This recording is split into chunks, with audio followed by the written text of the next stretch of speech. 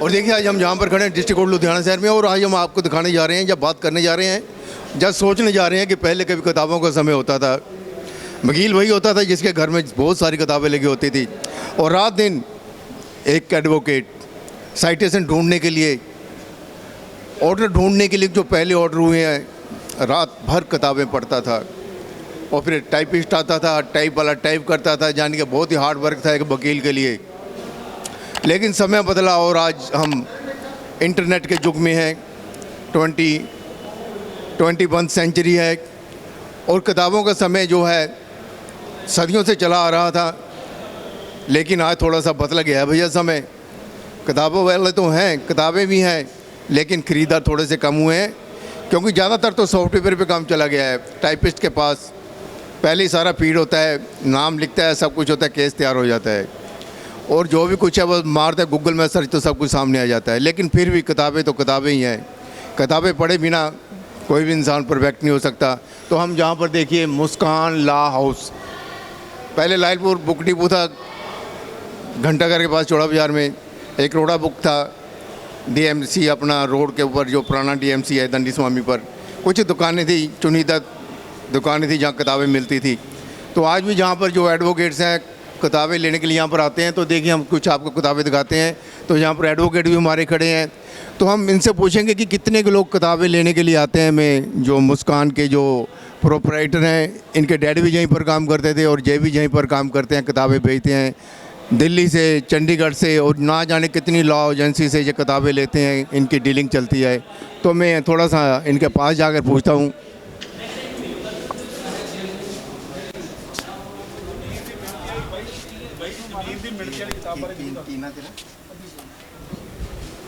चल रहा है। और अभिषेक जी मेरे सामने है। अभिषेक जी ਤੁਹਾਨੂੰ मैं पूछना चाहना है कि ਤੁਹਾਡੇ ਕੋਲ ਜਲ ਕਿੰਨੇ ਕੁ ਵਕੀਲ ਜਿਹੜੇ ਹੈਗੇ ਇੰਟਰਸਟ ਰੱਖਦੇ ਨੇ, ਨਵੇਂ ਵੀ ਬਹੁਤ ਵਕੀਲ ਨੇ, 3000 ਦੇ ਕਰੀਬ ਵਕੀਲ ਨੇ, ਕਿ ਤੁਹਾਡੀਆਂ ਇੰਨੀਆਂ ਕਿਤਾਬਾਂ ਮਹੀਨੇ 3000 ਵਿਕ ਜਾਂਦੀਆਂ ਨੇ? देखो जी, बुक्स चाहे ज़माना जिदा मर्जी बदल गया, चाहे सॉफ्टवेयर आ गया, कंप्यूटर आ गया, जो भी है, बट जो एक बुक्स है उसकी जगह कोई चीज़ नहीं लै सकती। जो मज़ा या जो चीज़ बुक्स दे विच है वो सॉफ्टवेयर च कभी हो भी नहीं सकती। जो इंटरस्ट बुक्स का वो बुक्स का ही रहना है।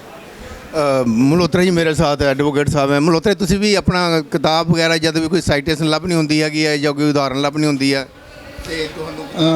ਮੈਂ ਅਮਨਦੀਪ ਮਲਹੋਤਰਾ ਸ਼ਰਮਾ ਜੀ ਡਿਸਟ੍ਰਿਕਟ ਕੋਰਟ ਲੁਧਿਆਣਾ ਦੇ ਵਿੱਚ ਪ੍ਰੈਕਟਿਸ ਕਰਦਾ। ਮੈਂ ਤੁਹਾਨੂੰ ਦੱਸਣਾ ਚਾਹੁੰਦਾ ਜਿਹੜਾ ਤੁਹਾਡਾ ਸਵਾਲ ਹੈ ਕਿ ਠੀਕ ਹੈ, ਆਨਲਾਈਨ ਕਾਫੀ ਕੰਮ ਹੋ ਰਿਹਾ ਅੱਜ ਕੱਲ੍ਹ, ਲਾ ਫਾਈਂਡਰ ਹੈ, ਹੋਰ ਵੀ ਬੜੇ ਲਾ ਫਾਈਂਡਰ ਹੈਗੇ ਆ ਜਿਹੜੇ, ਤੇ ਲੇਕਿਨ ਕਿਤਾਬਾਂ ਦਾ ਮਹੱਤਵ ਨਾ ਘਟਿਆ, ਨਾ ਸ਼ਾਇਦ ਘਟ ਪਾਏਗਾ। ਅੱਜ ਅਸੀਂ ਇੱਥੇ ਖੜ੍ਹੇ ਹਾਂ, ਜੇ ਤੁਹਾਨੂੰ ਮਿਲੇ ਹਾਂ ਤੇ ਕੁਝ ਬੁੱਕ ਪਰਚੇਜ਼ ਕਰਨ ਲਈ ਮਿਲੇ ਹਾਂ, ਠੀਕ ਹੈ ਨਾ।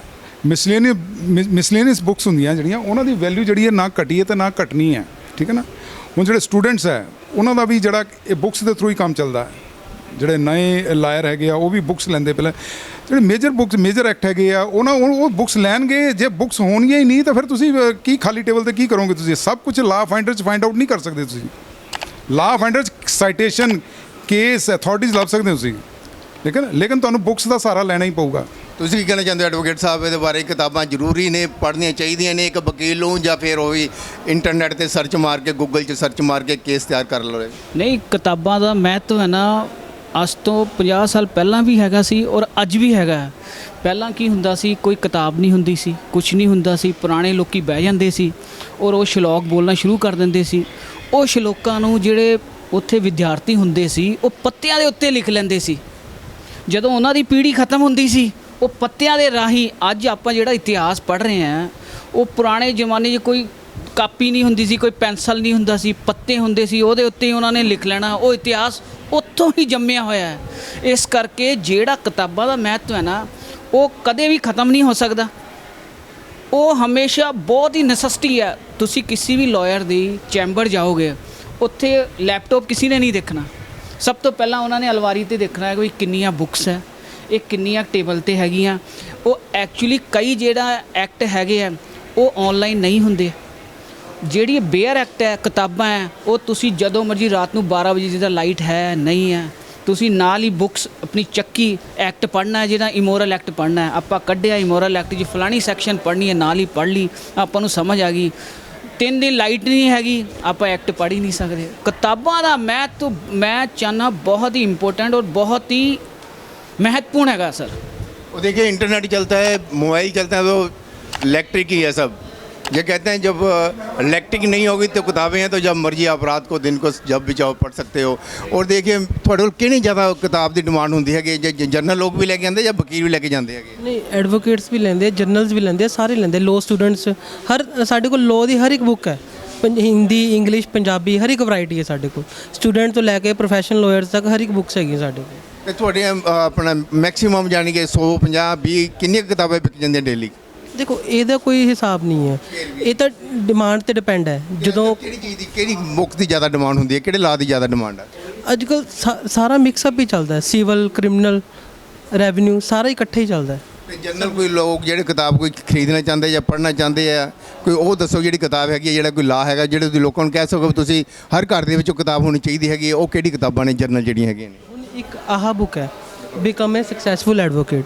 ਜਿਹੜੀ ਇਹ ਬੁੱਕ ਹੈ, ਇਹ ਹਰ ਇੱਕ ਸਟੂਡੈਂਟ, ਇੱਕ ਐਡਵੋਕੇਟ, ਇੱਕ ਪ੍ਰੋਫੈਸ਼ਨਲ ਲਾਇਰ, ਪ੍ਰੈਕਟੀਕਲ ਲਾਇਰ ਨੂੰ ਇਹ ਚੀਜ਼ ਬੁੱਕ ਪੜ੍ਹਨੀ ਚਾਹੀਦੀ ਹੈ। ਇਹਦੇ ਵਿੱਚ ਇੱਕ ਐਕਸਪੀਰੀਅੰਸ, ਇੱਕ ਔਥਰ ਨੇ ਅਜੇ ਕੁਮਾਰ ਜਿੰਦਲ ਜੀ, ਇਹਨਾਂ ਨੇ ਆਪਣੇ ਲਾਈਫ ਦੇ ਜੋ ਐਕਸਪੀਰੀਅੰਸ ਇਹਨਾਂ ਨੇ ਲਿੱਤਾ ਉਹ ਸਾਰਿਆਂ ਨੂੰ ਇਹਦੇ ਵਿੱਚ ਦਿੱਤਾ ਹੋਇਆ।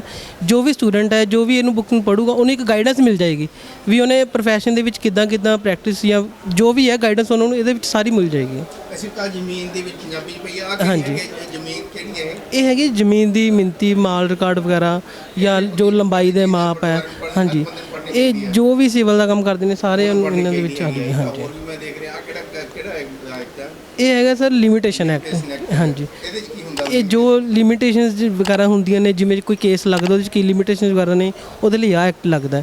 ਉੱਦਾਂ ਮਤਲਬ ਸਾਡੇ ਕੋਲ ਹਰ ਇੱਕ ਲਾਅ ਤੇ ਹਰ ਇੱਕ CRPC ਜਿਹੜੇ ਕਿ ਆਪਾਂ ਦੋ ਪਬਲਿਕ ਜਿਹੜੀ ਦੇਖ ਰਹੀ ਹੈਗੇ, ਇੱਕ IPC ਹੁੰਦਾ ਹੈਗਾ ਵਾ ਇੰਡੀਅਨ ਪਿਨਲ ਕੋਡ, ਇੱਕ CRPC ਹੁੰਦੀ ਹੈਗੀ ਜਿਹੜੀ ਆਪਣਾ ਸਿਵਲ ਪ੍ਰੋਸੀਜਰ ਹੈ, criminal procedure code. Criminal procedure ਯਾਨੀ ਕਿ ਜਿਹੜਾ ਕ੍ਰਿਮੀਨਲ ਪ੍ਰੋਸੀਜਰ ਹੈ ਇਹਨੂੰ ਕਿਹੜਾ ਯਾਨੀ ਕਿਹੜਾ ਮਹਿਕਮਾ ਹੈ, ਗਵਰਨਮੈਂਟ ਦੇ ਡਿਪਾਰਟਮੈਂਟ ਲਈ ਹੈ? ਇਹ ਦੱਸੋ ਜਰਾ ਮੈਨੂੰ। ਜਿਹੜਾ ਕ੍ਰਿਮੀਨਲ ਲਾਅ ਹੈ ਉਹ ਹੁਣ ਜਿਹੜੀ ਲਾਅ ਹੁੰਦੀ ਹੈ ਉਹ ਲਾਅ ਸਾਰੇ ਸਟੂਡੈਂਟ ਵਾਸਤੇ ਇੱਕੋ ਹੀ ਹੁੰਦੀ ਹੈ। ਉਸ ਤੋਂ ਬਾਅਦ ਜਦੋਂ ਪ੍ਰੈਕਟਿਸ ਕਰਦੇ ਨੇ ਉਦੋਂ ਹਰ ਇੱਕ ਲਾਇਰ ਦੇ ਕੋਲ ਇੱਕ ਆਪਣਾ ਆਪਸ਼ਨ ਹੁੰਦਾ, ਕੋਈ ਸਿਵਲ ਪ੍ਰੈਕਟਿਸ, ਕੋਈ ਕ੍ਰਿਮੀਨਲ ਪ੍ਰੈਕਟਿਸ, ਰੈਵਨਿਊ ਪ੍ਰੈਕਟਿਸ, ਇਹ ਸਾਰੀ ਉਦੋਂ ਅਲੱਗ-ਅਲੱਗ ਪਾਰਟਸ ਦੇ ਵਿੱਚ ਆਉਂਦੀ ਹੈ। ਤੇ 18 ਯਾਨੀ ਕਿ ਕਿਤਾਬਾਂ ਪੜ੍ਹਦਾ ਹੈਗਾ ਜਿਹੜਾ ਇੱਕ ਆਪਣਾ ਲਾਅ ਦਾ ਸਟੂਡੈਂਟ ਹੁੰਦਾ, 18 ਯਾਨੀ ਕਿ ਐਕਟ ਪੜ੍ਹਦਾ ਹੈਗਾ ਵਾ। ਵੈਸੇ ਕਿੰਨੇ ਕੁ ਐਕਟ ਬਣ ਗਏ ਤੁਹਾਡੇ ਖਿਲਾਫ? ਤਾਂ ਬਹੁਤ ਹੀ ਐਕਟ, ਬਿਜਲੀ ਦਾ ਐਕਟ, ਮੋਟਰ ਵਹੀਕਲ ਐਕਟ। ਦੇਖੋ ਜੀ ਇੱਦਾਂ ਹੈ, ਕੋਈ ਡਾਕਟਰ ਹੈ, ਠੀਕ ਹੈ ਜੀ, ਕੋਈ ਮਤਲਬ ਕੋਈ ਵੀ ਡਿਗਰੀ ਹੈ, ਉਹ ਹਰ ਇੱਕ ਸਟੂਡੈਂਟ ਮਤਲਬ ਹਰ ਇੱਕ ਪ੍ਰੋਫੈਸ਼ਨ ਦੀ ਪੜ੍ਹਾਈ ਨਾ ਕਿਤੇ ਜਾ ਕੇ ਖਤਮ ਹੋ ਜਾਂਦੀ ਹੈ। ਬਟ ਇੱਕ ਐਡਵੋਕੇਟ ਦੀ ਸਟੱਡੀ ਐਸੀ ਹੈ ਜਿਹਦੇ ਕਦੀ ਕੋਈ ਅੰਤ ਨਹੀਂ ਹੁੰਦਾ। ਜਦੋਂ ਤੱਕ ਉਹ ਪ੍ਰੈਕਟਿਸ ਕਰ ਰਹੇ ਨੇ ਤਦ ਤੱਕ ਉਹਨਾਂ ਨੂੰ ਪੜ੍ਹਨਾ ਪੈਂਦਾ ਹੈ, ਕਿਉਂਕਿ ਡੇਲੀ ਦੇ ਡੇਲੀ ਅਮੈਂਡਮੈਂਟਸ ਹੋ ਜਾਂਦੀਆਂ, ਲਾਅ ਚੇਂਜ ਹੋ ਜਾਂਦਾ, ਉਹਨਾਂ ਨੂੰ ਫੇਰ ਰੀਡ ਕਰਨਾ ਪੈਂਦਾ। ਮਤਲਬ ਅਲੱਗ-ਅਲੱਗ ਪ੍ਰੋਫੈਸ਼ਨ ਦੇ ਵਿੱਚ ਸਟੱਡੀ ਦਾ ਨਾ ਕਿਤੇ ਫੁੱਲ ਸਟਾਪ ਲੱਗ ਜਾਂਦਾ, ਲੇਕਿਨ ਐਡਵੋਕੇਟ ਦੇ ਪ੍ਰੋਫੈਸ਼ਨ ਦੇ ਵਿੱਚ ਸਟੱਡੀ ਹਮੇਸ਼ਾ ਚੱਲਦੀ ਰਹਿੰਦੀ ਹੈ। ਉਹ ਦੇਖੇ ਤੇ ਯਾਨੀ ਕਿ ਹੁਣ ਨਵੇਂ ਮੁੰਡੇ ਜੰਗ ਆਉਂਦੇ ਹੈਗੇ ਆ, ਉਹ ਦੱਸੋ ਕਿਤਾਬਾਂ ਗਰੁੱਪ ਵਿੱਚ ਇੰਟਰਸਟ ਰੱਖਦੇ ਆ? ਉਹ ਦੱਸੋ ਥੋੜ੍ਹਾ ਜਿਹਾ ਵੀ 2-4 ਸਟੂਡੈਂਟ ਆਪਣੇ ਜਿਹੜੇ ਲੋਇਰ ਹੈਗੇ ਆਉਂਦੇ ਕਿ ਨਹੀਂ ਆਉਂਦੇ? ਦੇਖੋ ਨੋ ਡਾਊਟ ਵੀ ਬੁੱਕਸ ਦਾ ਟ੍ਰੈਂਡ ਹੌਲੀ ਘਟ ਰਿਹਾ, ਲੇਕਿਨ ਜੋ ਹੈਗੇ ਨੇ ਜਿਨ੍ਹਾਂ ਦਾ ਮਤਲਬ ਹੈ ਵੀ ਜਿਨ੍ਹਾਂ ਨੇ ਦੀ ਬੈਸਟ ਬਣਨਾ ਹੈ ਜਾਂ ਜਿਨ੍ਹਾਂ ਨੇ ਬੈਸਟ ਪ੍ਰੈਕਟਿਸ ਕਰਨੀ ਹੈ, ਉਹ ਬੁੱਕਸ ਦੇ ਨਾਲ ਹੀ ਹੈ, ਬੁੱਕਸ ਉਹ ਲੈਂਦੇ ਹੀ ਲੈਂਦੇ ਨੇ। और देखिए कि अपना जो इस समय यहाँ पर प्रोपराइटर हैं बुक्स वगैरह जो इस समय यहाँ पर बैठे हैं, तो ये कहते हैं कि जो अच्छे लॉयर हैं, जो अच्छे जिनका फ्यूचर है, जो बच्चे ब्रिलियंट हैं, उनको तो किताबें पढ़नी पड़ती हैं।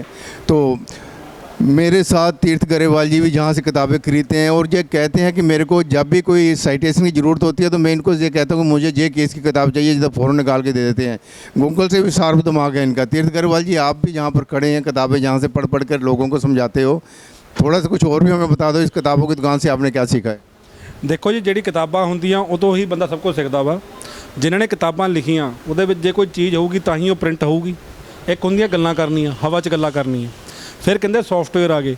ਸੌਫਟਵੇਅਰ ਦੀ ਮੈਂ ਸਾਰੇ ਵਕੀਲਾਂ ਨੂੰ, ਭਰਾਵਾਂ ਨੂੰ ਇੱਕ ਰਿਕੁਐਸਟ ਕਰਦਾ, ਜਿਹੜੇ ਸੌਫਟਵੇਅਰ ਆ ਉਹਦਾ ਪੂਰੀ ਸਾਈਟੇਸ਼ਨ ਪੜ੍ਹਨੀ ਪੈਂਦੀ ਹੈ, ਚਾਹੇ 4 ਪੇਜ ਦੀ ਹੋਵੇ, ਚਾਹੇ ਪੂਰੇ 11 ਪੇਜ ਦੀ ਹੋਵੇ, ਚਾਹੇ 25 ਪੇਜ ਦੀ ਹੋਵੇ। ਉਹਦੇ 'ਚ ਗੱਲ ਕੀ ਹੁੰਦੀ ਆ, ਉੱਤੇ ਸਾਈਟੇਸ਼ਨ ਕੋਈ ਕੇਸ ਲਾਅ ਹੁੰਦਾ ਜਿਹੜਾ ਇੱਕ ਵਰਡ ਦੇ ਉੱਤੇ ਸੁਪਰੀਮ ਕੋਰਟ ਨੇ ਆਪਣਾ ਵਰਡਿਕਟ ਦਿੱਤਾ ਹੁੰਦਾ। ਕੋਈ ਕੇਸ ਲਾਅ ਹੁੰਦਾ ਉਹ ਪੂਰਾ ਜਿਹੜਾ ਕੇਸ ਹੁੰਦਾ ਉਹਦੇ ਅੰਦਰ ਗੱਲ ਕੁਝ ਹੋਰ ਹੁੰਦੀ ਆ, ਇੱਕ ਪੈਰਾਗ੍ਰਾਫ ਤੁਹਾਡੇ ਮਤਲਬ ਦਾ ਹੁੰਦਾ। ਲੇਕਿਨ ਜਿਹੜਾ ਤੁਸੀਂ ਕੋਰਟ ਦੇ ਵਿੱਚ ਕੇਸ ਆਪਣਾ ਦੇਣਾ ਵਾ ਉਹਦੇ ਵਿੱਚ ਤੁਹਾਨੂੰ ਕਮੈਂਟਰੀ ਬਹੁਤ ਜ਼ਰੂਰੀ ਆ, ਜੋ ਕਿ ਸੌਫਟਵੇਅਰ 'ਚ ਕਮੈਂਟਰੀ ਨਹੀਂ ਆਉਂਦੀ। ਸੌਫਟਵੇਅਰ ਦੇ ਵਿੱਚ ਕੀ ਆ, ਮੁੱਲਾ ਦੀ ਕਿਤਾਬਾਂ ਆਉਂਦੀਆਂ ਨੇ, ਹੋਰ CPC ਦੀ ਕਿਤਾਬਾਂ ਆਉਂਦੀਆਂ ਨੇ, ਉਹਨਾਂ 'ਚ ਜਦੋਂ ਲਿਖਦੇ, ਜਿਵੇਂ ਹੁਣ ਮੈਂ ਤੁਹਾਨੂੰ ਕੋਈ ਵੀ ਇੱਕ ਦਿਖਾ ਦਿੰਨਾ ਕਿ ਇੱਕ ਦਿਓ ਮੈਨੂੰ, ਹਾਂ ਆਹ ਲਾਅ ਆਫ ਐਵੀਡੈਂਸ ਆ, ਰਤਨ ਲਾਲ ਧੀਰਜ ਲਾਲ, ਇਹ ਪੂਰੀ ਮੰਨੀ ਹੋਈ ਕਿਤਾਬ ਆ, ਯਾਨੀ ਕਿ ਇਹਨੂੰ ਹਾਈ ਕੋਰਟ ਆਪਣੇ ਰੂਲਸ ਦੇ ਵਿੱਚ ਵੀ ਰੀਕਮੈਂਡ ਕਰਦਾ ਵਾ। ਇਹਦੇ ਵਿੱਚ ਜਿਹੜੀ ਚੀਜ਼ ਮਿਲਣੀ, ਜਿਹੜੀ ਆਪਾਂ ਨੂੰ ਸੌਫਟਵੇਅਰ 'ਚ ਨਹੀਂ ਮਿਲਣੀ, ਆਹ ਦੇਖੋ, person must be in the custody of a police officer. ਇਹਦੇ ਵਿੱਚ ਕੀ ਆ ਕਿ ਇਹਦੇ 'ਚ ਤੁਹਾਨੂੰ ਦੇਣਗੇ ਇੱਕ ਲਾਈਨ ਲਿਖੀ ਹੋਊਗੀ, ਉਹਦੀ ਇੰਟਰਪ੍ਰੀਟੇਸ਼ਨ ਜਿਹੜੀ ਹੈਗੀ ਆ ਉਹ ਕਿਹੜੇ ਕੇਸ ਲਾਅ 'ਚ ਕਿਹੜੇ ਸਾਲ 'ਚ ਹੋਈ ਆ, ਯਾਨੀ ਕਿ ਇਹਦੇ 'ਚ ਕੇਸ ਮਿਲ ਜਾਣਗੇ 1950 ਦੇ, ਉਹ ਅੱਜ ਵੀ ਉਨੇ ਹੀ ਤਕੜੇ ਖੜੇ ਨੇ ਜਿੰਨੇ ਉਸ ਸਾਲ ਖੜੇ, ਓਵਰ ਰੂਲ ਨਹੀਂ ਹੋਏ। ਠੀਕ ਹੈ, ਹੁਣ ਜਿਹੜੀ ਆ ਬੇਸਿਕ ਜਿਹੜੀ ਸਪੈਸੀਫਿਕ ਰਿਲੀਫ ਐਕਟ ਆ, ਇਹਦੇ ਵਿੱਚ ਕੀ ਆ, ਇਹ ਬੇਰ ਐਕਟ ਆ। ਬੇਰ ਐਕਟ ਮਤਲਬ ਸਿਰਫ ਬੇਰ ਐਕਟ ਆ, ਲੇਕਿਨ ਇਹਨੂੰ ਬੇਰ ਐਕਟ ਨਾ ਦੇਖੋ। ਇਹਦੇ ਵਿੱਚ ਆ ਸੈਕਸ਼ਨ 18 ਦਿੱਤਾ ਹੋਇਆ ਨੌਨ ਇਨਫੋਰਸਮੈਂਟ ਦੇ ਬਾਰੇ। ਠੀਕ ਆ, ਇਹ ਤੋਂ ਬਾਅਦ ਨਾ ਇਹਦੇ ਵਿੱਚ ਆ ਦੇਖੋ ਥੱਲੇ ਕੇਸ ਲਾਅ ਦਿੱਤਾ ਹੋਇਆ, ਕੇਸ ਲਾਅ 97 ਦਾ ਵਾ, ਤੇ ਇਹਦੇ ਵਿੱਚ ਟ੍ਰਾਂਸਫਰ ਆਫ ਪ੍ਰਾਪਰਟੀ ਦਾ ਲਿਖਿਆ ਹੋਇਆ ਕਿ ਸਪੈਸੀਫਿਕ ਰਿਲੀਫ ਦੇ ਵਿੱਚ ਕੀ ਬਣਨਾ ਕੀ ਨਹੀਂ। ਕਹਿਣ ਦਾ ਭਾਵ ਇਹ ਆ ਕਿ ਆਹ ਜਿਹੜਾ ਸੈਕਸ਼ਨ ਆ ਉਹਦੀ ਜਿਹੜੀ ਕਰੈਕਟ ਐਕਸਪਲੇਨੇਸ਼ਨ ਆ ਉਹਦੇ ਥੱਲੇ ਦਿੱਤੀ ਆ। ਬੇਅਰ ਐਕਟ ਦਾ ਆਪਣਾ ਫਾਇਦਾ ਵਾ, ਠੀਕ ਆ, ਕਮੈਂਟਰੀ ਦੇ ਆਪਣਾ ਫਾਇਦਾ ਵਾ, ਸੌਫਟਵੇਅਰ ਜਿਹੜਾ ਹੈਗਾ ਵਾ ਉਹ ਲਾਸਟ ਸਟੈਪ ਆ। ਠੀਕ ਹੈ ਨਾ, 2 ਵਰਡ ਪਾ ਲਏ ਕਰ ਲਿਆ, ਉਹਦੇ ਨਾਲ ਜ਼ਿਆਦਾ ਕੋਈ ਫਰਕ ਨਹੀਂ ਪੈਂਦਾ ਹੈਗਾ। ਤੁਹਾਨੂੰ ਸਾਰਾ ਕੰਪਰੀਹੈਂਸਿਵ ਚਾਹੀਦਾ ਵਾ, ਤੇ ਮੈਂ ਆਪਣੇ ਭਰਾ ਦਾ ਬਹੁਤ ਧੰਨਵਾਦ ਕਰਦਾ ਵਾਂ ਕਿ ਕਦੇ ਵੀ ਅਸੀਂ ਬਹਿਸ ਕਰਦੇ ਹੋਈਏ, ਕੁਝ ਕਰਦੇ ਹੋਈਏ, ਮੈਂ ਭਰਾ ਕੋਲ ਆਇਆ, ਅੱਜ ਦੇ ਨਹੀਂ ਮੈਨੂੰ 10 ਸਾਲ ਹੋ ਗਏ ਭਾਈ ਜੀ ਆਪਾਂ ਨੂੰ, ਤੇ ਕੋਈ ਮੈਨੂੰ ਚੰਡੀਗੜ੍ਹ ਜਾਣ ਦੀ ਲੋੜ ਨਹੀਂ ਪੈਂਦੀ, ਮੈਂ ਭਰਾ ਨੂੰ ਰਿਕੁਐਸਟ ਕਰ ਦਿੰਦਾ ਵਾਂ, ਤੇ ਇਹਨਾਂ ਦਾ ਜਿੰਨਾ ਕੁ ਪੈਸੇ ਹੁੰਦੇ ਆ ਬਿਲਕੁਲ ਸਾਨੂੰ ਡਿਸਕਾਊਂਟਡ ਰੇਟ ਤੇ ਮਿਲਦੀਆਂ ਕਿਤਾਬਾਂ, ਇੱਥੇ ਪ੍ਰਿੰਟ ਤੋਂ ਘੱਟ ਮਿਲਦੀਆਂ। ਕਿੰਨਾ ਡਿਸਕਾਊਂਟ ਮਿਲਦਾ ਭਾਜੀ ਆਪਾਂ ਨੂੰ? 30 35 ਅਲੱਗ-ਅਲੱਗ ਸਬਜੈਕਟ 30 45। ਅੱਛਾ, ਜੇ ਕਿਸੇ ਪੁਰਾਣੇ ਵਕੀਲ ਸਾਹਿਬ ਦੀ ਲਾਇਬ੍ਰੇਰੀ ਹੁੰਦੀ ਆ, ਬ੍ਰਦਰ ਸਾਡੇ ਪਰਚੇਸ ਕਰਕੇ ਉਹ ਵੀ ਦੇ ਦਿੰਦੇ ਆ। ਸਹੂਲਤ ਹਰ ਚੀਜ਼ ਆ, ਲੇਕਿਨ ਮੇਰੀ ਨਵੇਂ ਵਕੀਲਾਂ ਨੂੰ ਇੱਕ ਰਿਕੁਐਸਟ ਆ, ਇਹ ਪ੍ਰੋਫੈਸ਼ਨ ਦੇ ਵਿੱਚ ਤੁਹਾਨੂੰ ਕੋਈ ਕਿਤਾਬ ਮਤਲਬ ਕਿਤਾਬਾਂ ਦੇ ਵਿੱਚ ਇਨਵੈਸਟਮੈਂਟ ਕਰੋ। ਕੋਈ ਬਿਲਡਿੰਗਾਂ ਗੱਡੀਆਂ ਬਾਅਦ 'ਚ ਹੋਣਗੀਆਂ, ਪਹਿਲਾਂ ਉਹਦੇ ਤੇ ਇਨਵੈਸਟਮੈਂਟ ਕਰੋ, ਬਹੁਤ ਜ਼ਰੂਰੀ ਹੈ। ਇਹ ਤੋਂ ਅੱਗੇ ਕੁਝ ਨਹੀਂ ਹੈਗਾ। ਈਵਨ ਜੱਜਸ ਆਰ ਬਾਉਂਡ ਬਾਈ ਦੀਸ ਕਿਤਾਬਸ, ਜੱਜਸ ਵੀ ਇਹ ਕਿਤਾਬਾਂ ਨਾਲ ਬਾਉਂਡ ਹੁੰਦੇ ਨੇ।